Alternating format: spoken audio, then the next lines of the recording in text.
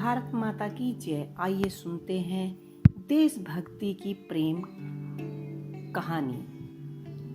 एक समय की बात है, देश की सीमा के किनारे बसे एक गांव में कुछ आतंकवादियों ने कब्जा कर लिया और वहां लूटपाट मचा दी।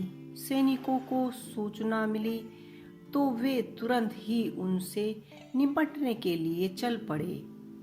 बरसात का मौसम था, घनघोर बारिश हो रही थी। उसके कारण छोटे छोटे तलैया भी खूब विशालकाय नजर आ रहे थे। छोटी सी नदी थी, उफान भरती हुई बह रही थी, जिसके कारण नदी पर बने पुल टूट गए थे। सैनिकों को वह नदी पार करनी थी, मगर पार कैसे करते? सैनिकों ने सोचा, कई प्रकार की युक्तियां लगाई, किंतु वह पार नहीं हो पा रही थी। वह उसे पार करने में असमर्थ थे। सैनिकों ने देखा कि पास में एक झोपड़ी है, उससे सहायता मांगते हैं। सैनिकों ने उस झोपड़ी में जाकर देखा। उस झोपड़ी में एक महिला थी जो दिन भर कार्य करती थी और अपनी झोपड़ी में ही रहती थी। सैनिकों ने जब बात बताई तो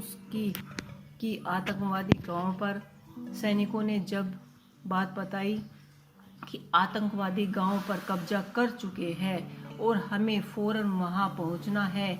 इसके लिए यह नदी पार करने के लिए कुछ लकड़ियों की हमें आवश्यकता होगी, जिसके कारण हम नदी को पार कर पाएंगे। महिला ने कुछ सोचकर फिर कहा कि मेरी झोपड़ी के मैं दोबारा बना लूंगी। आपको जितनी भी लकड़ियां मेरी झोपड़ी से चाहिए निकाल लीजिए। महिला की इस भक्ति से सैनिक गदगद हो गए और यथायथ शीघ्र ही नदी पर एक पुल का निर्माण किया, जिससे सभी सैनिक नदी के पार उतर गए।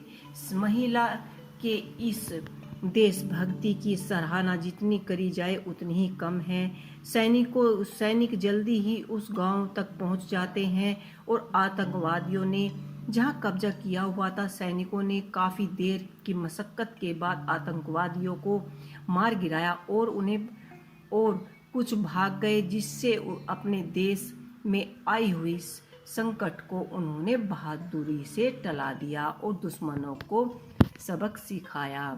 संकट को उन्होंने बहादुरी से टाल दिया और दुश्मनों को साहस दिखाया। देश प्रेम और देशभक्ति से बड़ा कोई धर्म नहीं है। देश है तो हम हैं, ऐसा मानकर देश की सेवा करनी चाहिए। अगर व्यक्ति को देशभक्ति का मौका मिले तो उसे जरूर अपने देश प्रेम दिखाना चाहिए। यही था उच्च और धर्म भी यही है।